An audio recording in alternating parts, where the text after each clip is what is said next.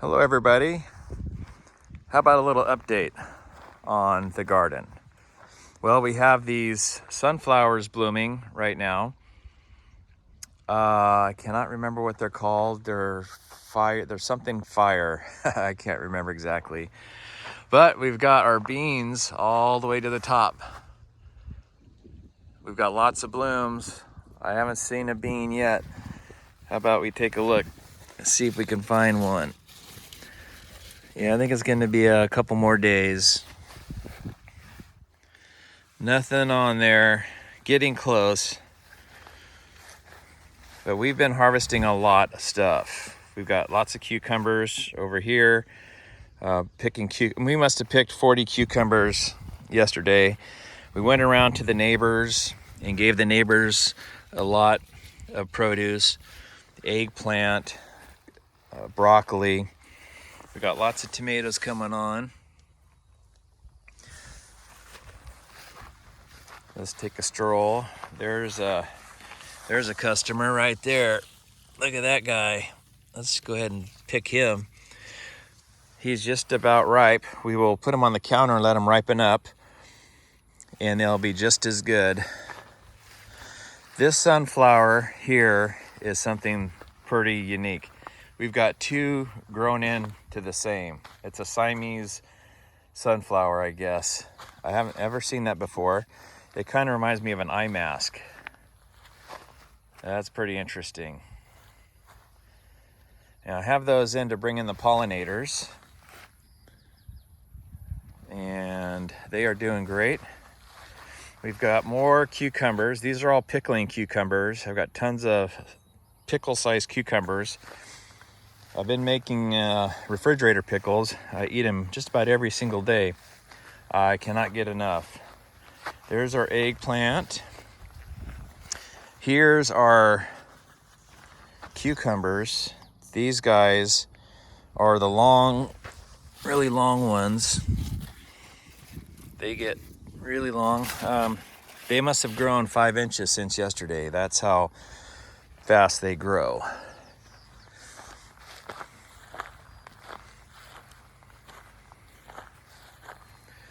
Here we have our cherry tomatoes. We've been harvesting cherry tomatoes lately.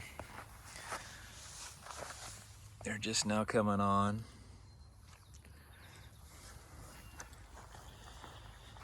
They are doing super good. We have our yellow variety right here. And I planted more beans, so when the beans on the other trellis burn out, these ones will just be coming on, so we'll have beans for the fall. We've got lots of zucchini. There's a keeper. That was not there yesterday. That's pretty amazing. We've got sweet peppers growing. It's the first year growing those. I'm gonna see what I can do as far as a recipe. These are all eggplants. We've been harvesting eggplants. I wish I liked eggplant, but all the neighbors seem to like it. Amy likes them. I would like to find a recipe that I actually like. Here's a different variety. They're coming on. Usually we just have the really dark purple ones. And we have white ones on here somewhere. So I don't know if the flavor is different or not, but they are really fun to grow.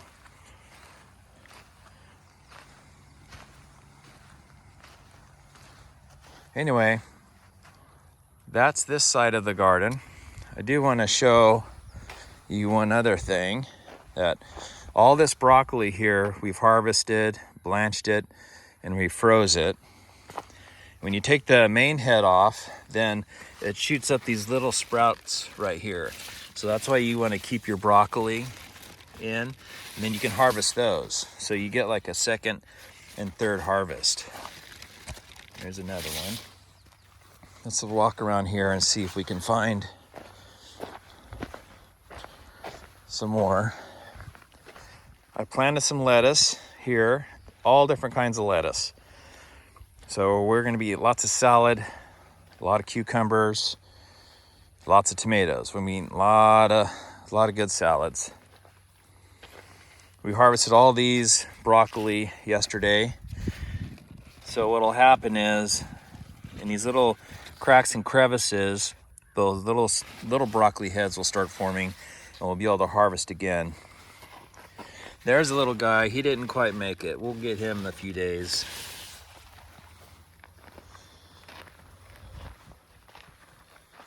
All right, another thing, we have our blackberries coming on. Those are over here. This is the small garden of blackberries. This is the blackberries that didn't fit out front. I think when we're done here, I'll show you the blackberry field out front. But these guys, look how big these are. That's my thumb. They are huge. They're as big as my thumb. Very tasty. It's definitely a mouthful. You get 2 or 3 of those in your hand and shove them in your mouth. Wow, they are delicious. Okay, let's check out the watermelon and pumpkin patch. So we've got some watermelons. These are the sugar babies, or they're the smaller variety. I can't remember exactly what they're called. I have it written down somewhere. And then we've got bigger watermelons down that way, where they're supposed to get 20 to 30 pounds. Those are the big daddies. Over here we've got pumpkins coming on. This is your traditional pumpkin right here, about the size of a basketball. Let's see what else we got.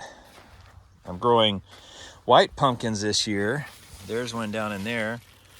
That's about the size of a volleyball. We're growing those just for decorative purposes. I don't know if they're good eating or not, but they sure look cool on a porch with the orange ones. There's another guy. Those are doing really good. There's another guy hiding in there. Let's see. So these watermelons here, again, I can't remember what variety those are, but it's a interesting shaped. I cannot figure out what the heck that is. I have lots of different seeds and I just planted a bunch. That's kind of the fun of it, just the surprise. These are honeydew melons. Those are doing really good. They're about as big as they're gonna get. They just need to ripen up.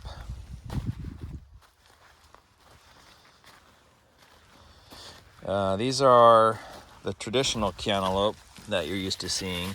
They're still green. They got a ways to go. We're getting there. And these guys here are sunflowers. These are the giant ones. They get supposedly 8 feet tall. We'll probably harvest the seeds just for the fun of it. And we got some more melons here. I've got all this drip tape that runs all the way to the end. That's why I threw stuff in here just so I'm not wasting water, so something will grow. Again, here, the drip tape stops here. The drip tape runs all the way up here, one long run. So I figured I'm just gonna plant stuff wherever the drip tape is. And same here, these are wildflowers. But what's interesting is last year we had some tomatoes right in here. And so these are volunteer tomato plants. They just came up by themselves and they're actually gonna produce fruit. So I'm just gonna let them be. We'll just let them do their thing. Well, these are Harper's flowers. These guys are just starting to bud out, put flowers on. That's pretty neat. Snapdragons is what they're called, according to this tag. But what do I know? I don't know that much about flowers. Here's a bunch of zinnias. These are Harper's. She likes to trim them. And we also have a new customer, Ashley.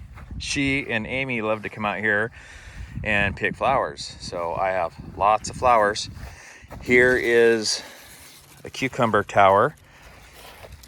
And we're doing really good. That guy's ready to come in the house and go in my refrigerator. So those are doing fantastic. Again, it's been hot here. Only need to water these every several days because they are self-watering tubs.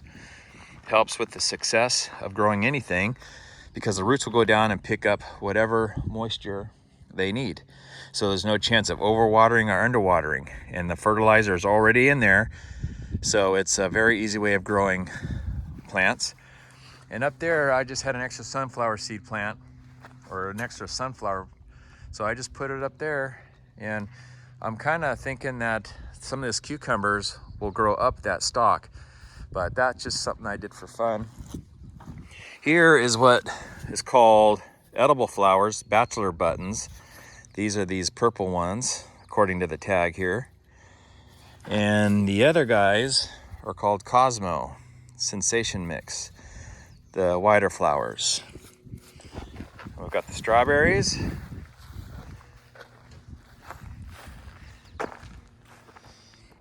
So this is what you do when you've planted lots of cantaloupe and you just cannot bring it, or you don't have it in you to get rid of them. You just find a place to plant them. So we've got 2, 4, 6 more cantaloupe plants, make it 7, that will spill off to the side and drape all over. So we're gonna have more cantaloupes coming. These cucumber towers, different variety. That guy is looking good. And here's some more cucumber plants. So when the other cucumber plants die out because of disease or they're just spent, we'll have more cucumbers coming. There's a baby eggplant right there. We harvested 4 off of this plant, these plants yesterday, so there's more coming. Let's take a look in the greenhouse. Wow, look at all those green maters. My goodness. Let's see if we can find a good one. Here's a couple right there. They need a couple more days. But, you know, if you needed to, if you wanted to, you can harvest those, put them on your windowsill, and they will be fine in just a few days. All these tomatoes are looking good. Looks like we've got some blossom end rot there. That's not too good, but it happens. Everything's looking good. There's a nice bundle right there. Well, here are the asparagus. They are doing great. They are just soaking up all the sunshine when they can. They usually get sun right about 10:30, and then they have it the rest of the day. But they're all leaning to the right because they're chasing the sun. But they're doing great. Next year, we're going to be able to harvest tons of asparagus. This year, we didn't do too much, just let it go. It's almost like investing. So you invest by not harvesting. A lot of the energy from all the greenery that you see here goes into the root system, and the root system will produce tons of asparagus next year. So next year will be year 3. We are looking forward to that. We've got a whole row of artichokes. They're just now starting to put on little tiny artichokes. There's a baby right in there. These are doing really good. No pest pressure, or not that much pest pressure. These attract pests, especially aphids. And I've been keeping an eye on that. If I see anything, I get rid of it as soon as possible. We have another one of these plants out back, and it only took a few days, and the bugs ruined it. So these are doing really, really good. There's another baby right in there. So far, so good.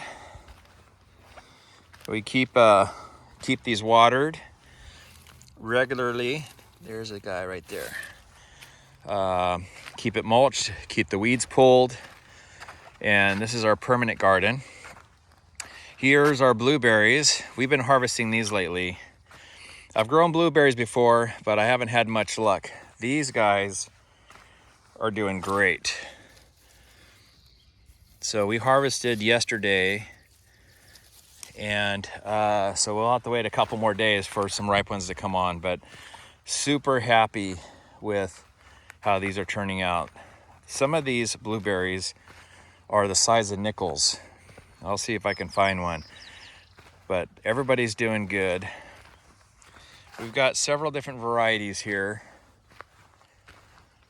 and if I'm going to plant some more, I'll know to get these guys. These guys are big, juicy, not quite ripe yet. I already have a whole bunch in my freezer. Our goal is to freeze all these. We'll eat them along the way, but freeze them and have them last all winter long. These are the big variety. These are the size of nickels right there. That's as big around as my thumb. These are our favorite. We've got several of these bushes. Raspberries, they've been doing good. They're just about spent for this run. They will produce more in the fall. These are ever-bearing varieties, so they put on a spring harvest and a fall harvest. The fall harvest should be bigger. There's some that are going to be coming on, but these guys are doing really good. These are the bushes that I trimmed all the way back last year, so they'll be coming on here soon. Then we have a variety down here where I didn't prune them as much, and the reward is that big as your thumb. So we're gonna have to start harvesting all those. They're coming on pretty strong. We've got lots down here. Lots coming on. These need a few more days.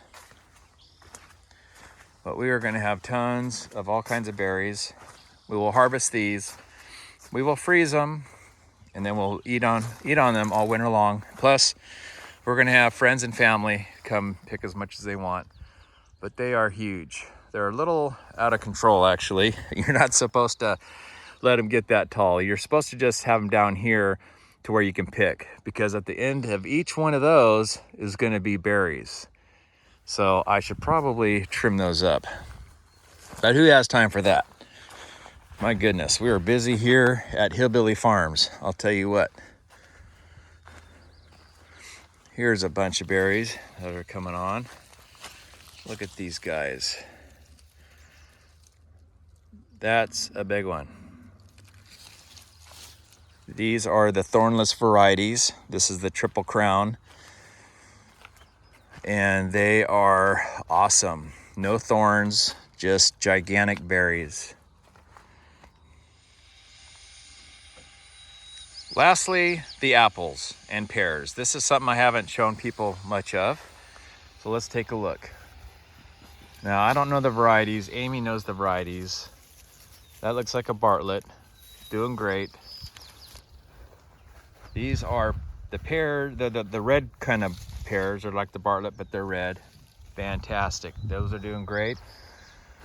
More Bartletts, it looks like. Pears seem to be pretty easy to grow. Not hardly any pest pressure at all. Those are doing good. Bartletts, which happen to be my favorite, by the way.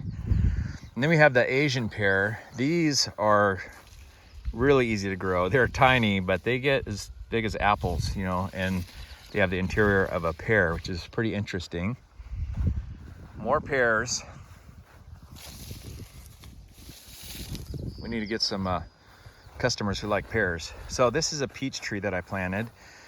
It's like a baby with hasn't had his hair cut yet. I'm just letting it grow. You want to let it grow. You want to let the roots develop. That's a watering bag. I need to straighten out and put water in that. It slowly waters as a tree. It's only been in for less than a year. So far so good. Here's a Frankenstein tree. This was planted last year. It's got 4 or 5 different kinds of fruit on it.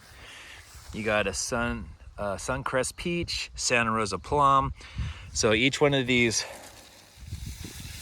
limbs will have a different fruit on it. So I don't know, we'll see how that works out. Well, this was another peach tree. It didn't make it. I think I pruned it too much when it was young. I mean, I pruned it way back. I shouldn't have done that. I should have just let it grow to develop the root system. I think I shocked it and killed it. So I'll have to replace that. And then we got the trees. Now these trees have been here for 20 plus years. This is a good year for apples here because I was able to spray them with dormant spray and other things during the winter, like neem oil, and that helps keep the disease and pest away for right now.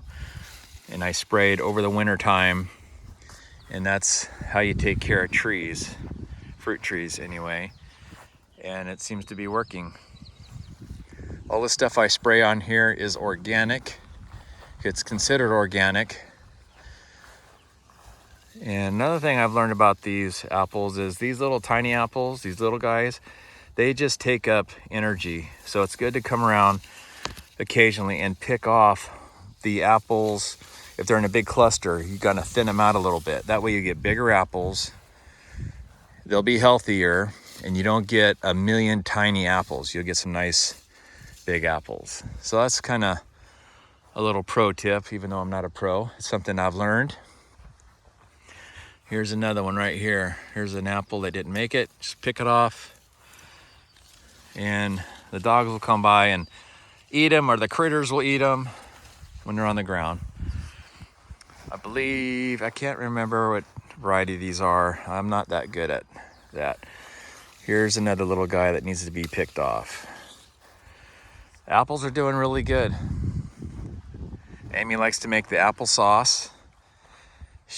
Our freezer will be full of all kinds of fruit and vegetables at the end of the season. Last year, half of these trees didn't do hardly anything. They didn't have apples on them. And I believe it was because of the disease. But like I said, due to spraying and taking care of them and watering, proper fertilizer, seems to be working. That's all for now.